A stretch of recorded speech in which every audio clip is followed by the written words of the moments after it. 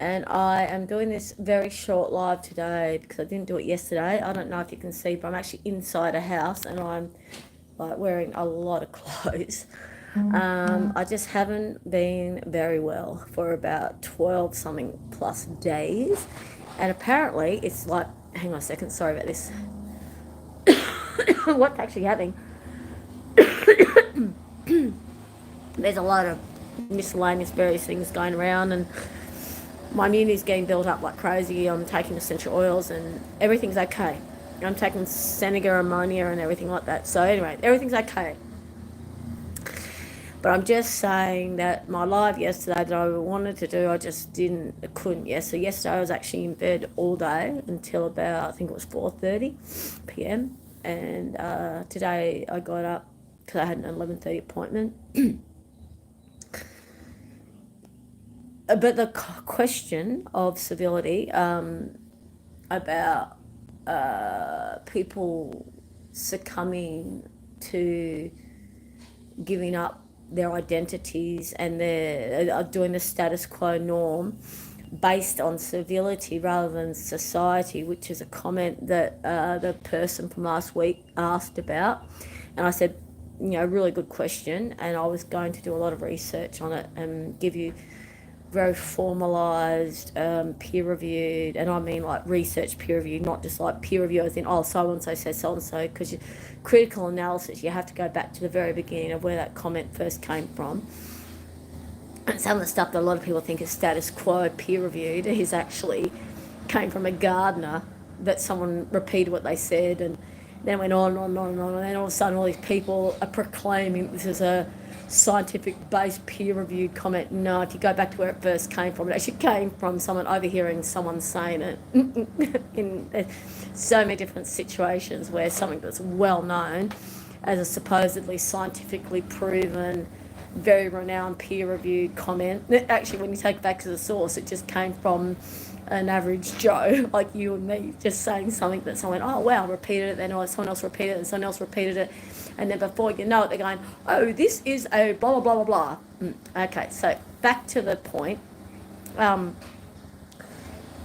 question that I was going to use research-based, like really thorough research-based, peer-reviewed answers for, I unfortunately today am not quite prepared to give that to you because my brain just hasn't been working, okay, very well, just because of this, my brain's all fogged out and just snorting snot and coughing.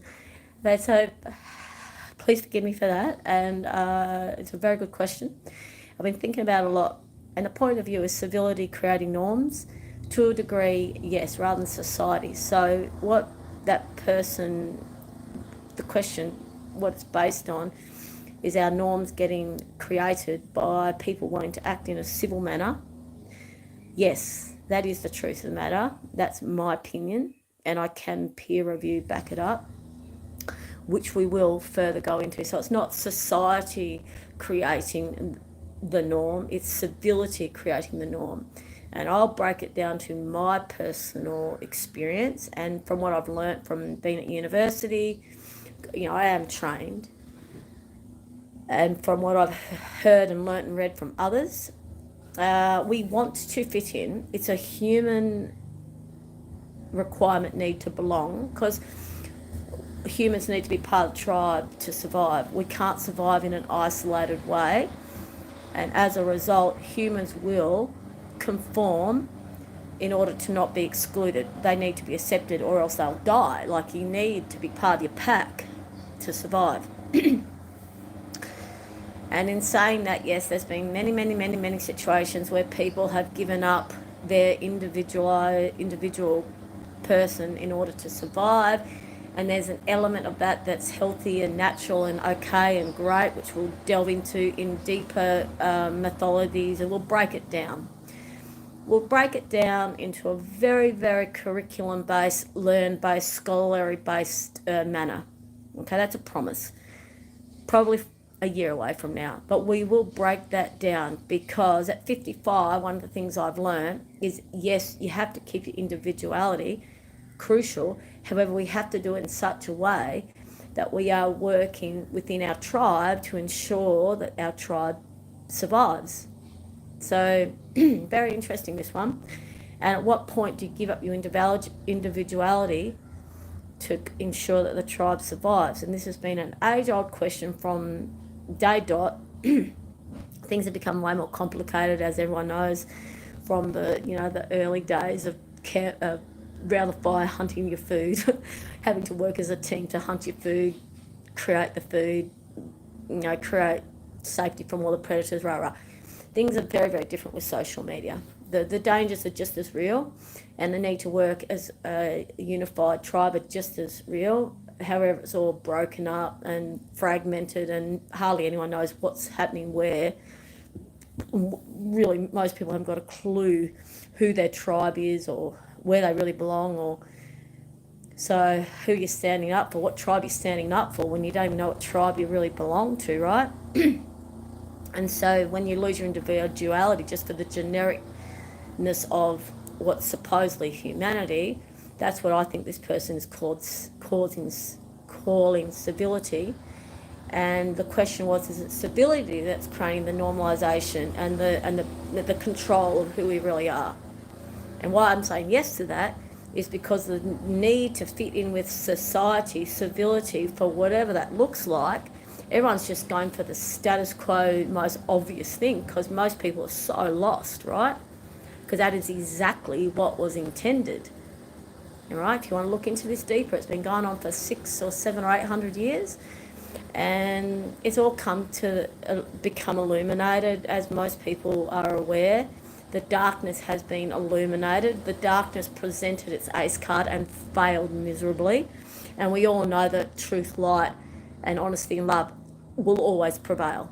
Will always prevail, okay, over any corruption, over any, game playing. Like, we'll go into legalities of terms later, like when I'm prepared to present this in a really formal way. But today, generically, as most of us know, darkness was illuminated, showed its trump card, failed miserably, and now scrambling to survive and take down as many casualties as they can, because it's going under. And by darkness, I think you all know exactly what I mean, okay? You know exactly what I mean. And that is what a lot of people will call society or civility. And in that, yes, do question, what do you call civil? What do you call civil? Because if you're being civil for the sake of being accepted, what are you really giving up to be supposedly accepted for? And who are you trying so hard to be accepted by? So civility in itself, which is what Guru, I can't remember their last name, their YouTube question from last Monday. Brilliant question, everyone. And we are going to delve into this because it is civility, not society, that creates the normalisation of people presenting a persona to fit in. And then because everyone's trying to present this persona to try, not everyone, but a lot of people trying to fit in at all costs without delving into who they really are, why they fight, they're just status quo, just following because they're so tired, they're so bombarded, or they've been brainwashed, they don't know any different. And by brainwashed, I mean indoctrinated. They don't know any different. They haven't experimented. They've given no space to experiment. How many people feel squashed in and like they cannot experiment, explore, adventure, do that, that beautiful, you're going back to when you're a toddler, okay? When you're a toddler and you're exploring, you do that in safety. A good, safe childhood is you explore knowing you're safe, because the status quo support environment, which is your parents or your carers or your tribe, will make sure you're safe. They'll tell you what your boundaries are to ensure that you don't get too hurt. So as this cute little 3-year-old, you're cruising around doing all sort of stuff, experimenting like crazy, knowing in full faith that your beautiful tribe will make sure you don't experiment too far, too hard for your age, for your abilities, So you get guided beautifully and you experiment, you make lots of mistakes, and mistakes are part of learning. And in our society, civility, as many of you know, people are told, do not make a mistake. If you make a mistake, you've failed, you're out, boom. So no one learns, no one's exploring, no one's experimenting because they're too scared of being excluded. But that's exactly what was brainwashed into people. Don't you dare be a failure. Don't you dare make a mistake, because if you do, you're useless. You're useless and you're out. It's the people who make the mistakes that are the winners, the leaders, the people who, you know, people such as myself. I have made so many mistakes, so many mistakes, and will proudly declare my mistakes, and I have on this YouTube channel. Why? It's part of my learning. I had to learn that I myself am not a failure. Yes, I've made a lot of mistakes, a whole lot. Why? Because I'm human. Because I'm human. And I'm a human that's exploring, experimenting. I'm not getting contained by what I'm told, not doing what I'm told to do, but learning as I'm getting older. And this is what I love about Christianity. This is what I love about my church. It's not conforming. It's working as a flock. It's working as a team. It's working as a tribe. We do have to have free will, free cognitive exploration, who we are as an individual, because everyone's completely unique. Every single person is completely different and completely unique, and there is no one way, the way. As in, by what I'm saying, I'm not going to go down the Christianity discussion on that. What I'm saying is, we have a moral code per se to follow, and the essence of that is to love and be kind, and in my opinion, to support others to be loving and kind. And we all support each other to be our full true expression of all of who we are within loving, kind parameters. So for example, if someone's doing something horrifically abusive to another, no, that's not supported, because that action isn't loving or kind, is it? Right? So it's pretty simple. You're coming from a place of loving and kindness and humility and supporting each other and allowing them to receive the support of others to get to that place of being loving and kind. And that does come with making a lot of mistakes, peoples, because we have to work out our who we are.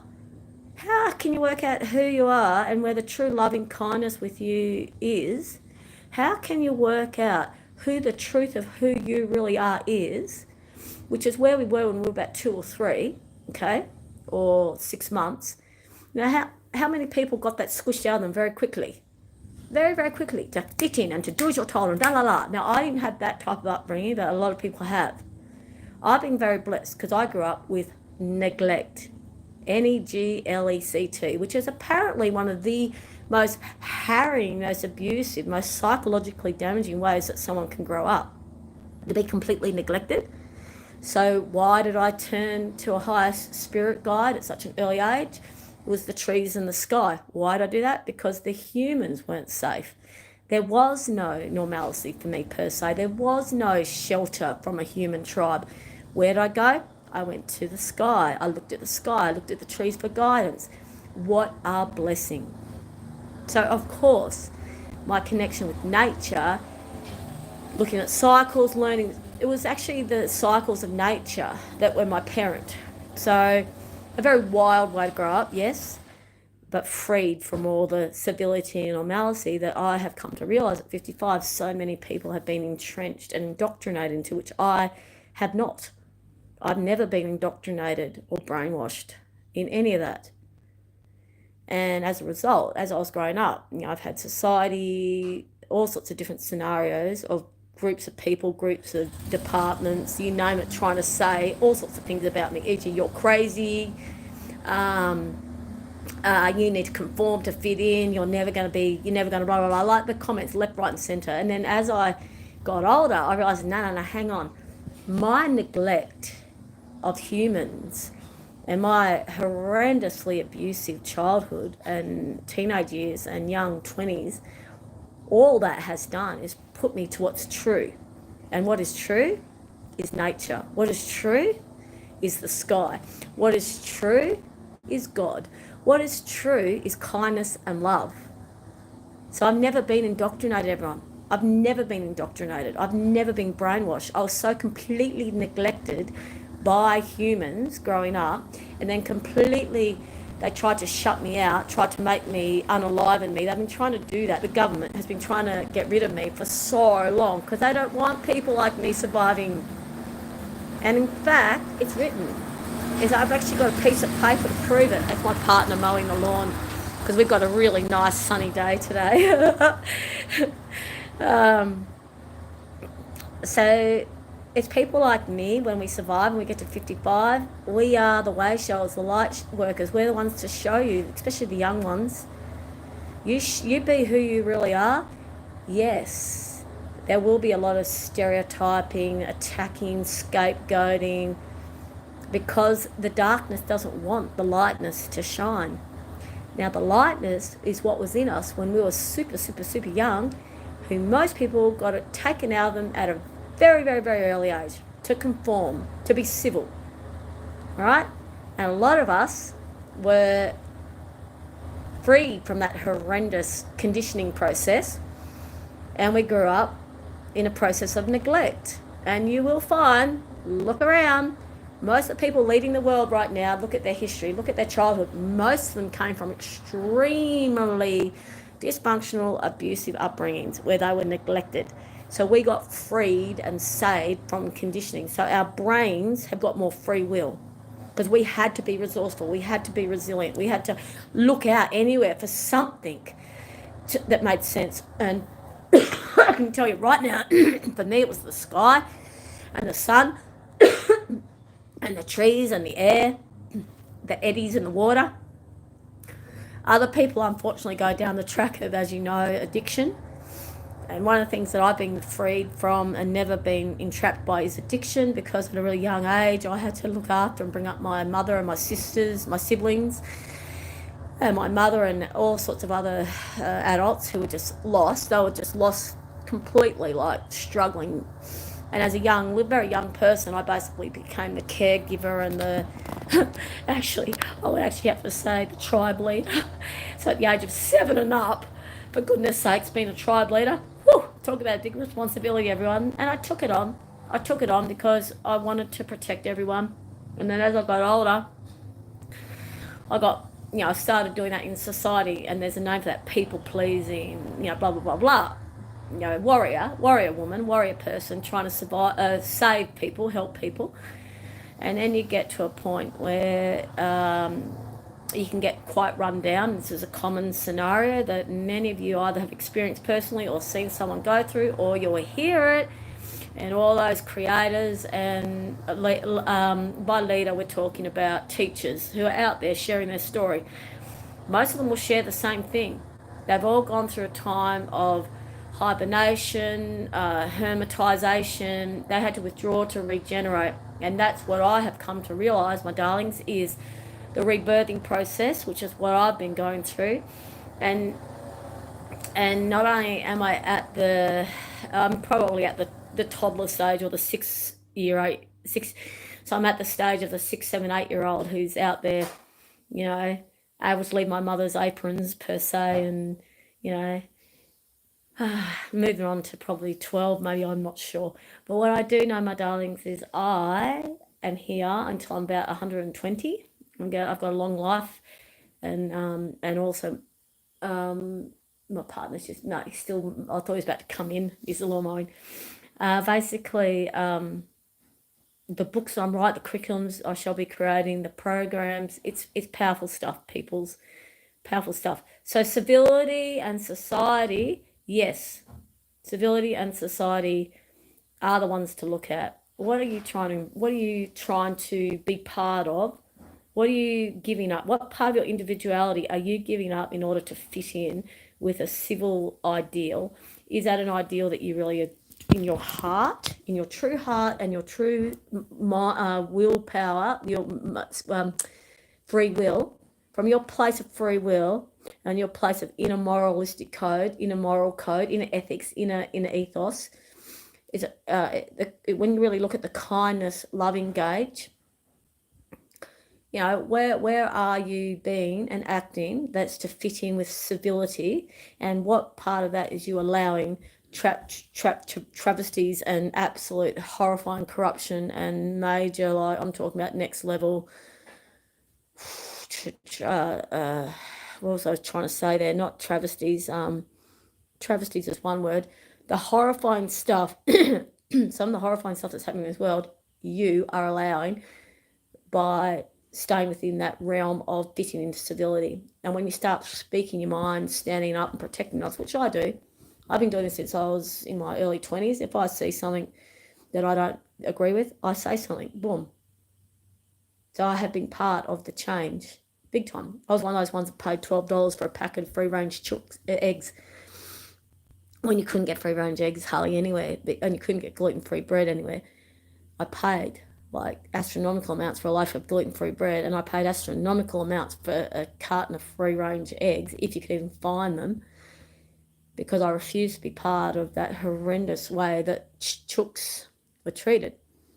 And now you get free-range eggs everywhere. So I was part of the change way back then, and I've been part of the change in many, many, many areas. And one of them is, if I see something really bad happen in front of my eyes in public, boom, I hold that person to account. Then I got trained in it. So now I know the de-escalation processes. Now I know the rights and responsibilities. That's what university was good for. No, I didn't finish my degree because university is a hypocritical, and most certificates are. And you'll find that when you go to most places and you see a certificate on the wall, most of those people paid. I've actually had people offer me $6,000 to do their essays. Okay, so most people who have actually got their degrees or got their certificates on their wall didn't earn them, don't deserve them, and don't even understand what the degree talks about. Okay. And then there's plenty of people like myself who never finished, and we're way more qualified to the next level. We just don't have the things to put on our walls to be able to actually set up a business. And that's why God has presented situations like YouTube channels and guiding us. And when I got offered a professional dashboard level, that was God. And that's where I'm moving on to, peoples. So have a look at your the way you try to fit into civility and society, and look at, are you part of the problem or the solution? Are you part of actually being a free will, kind and loving being who's actually creating love, light and truth, or are you the other? Okay, and we'll keep working on that. This is really a topic that we're going to keep looking at. God bless, and I will see you hopefully next Monday. Sorry about the lateness. Please forgive my sickness, but it does happen. All right, God bless. And here's my little Alviny. See my little Alviny? The little Alviny. Okay. And here's my little darling Xenavina. Okay. I'm in the middle of organising, packing, decluttering, rah. That's why you just saw the mess then. That's all op shop stuff. God bless. God bless, and see you next week. I have to work out how to turn this off again. God bless.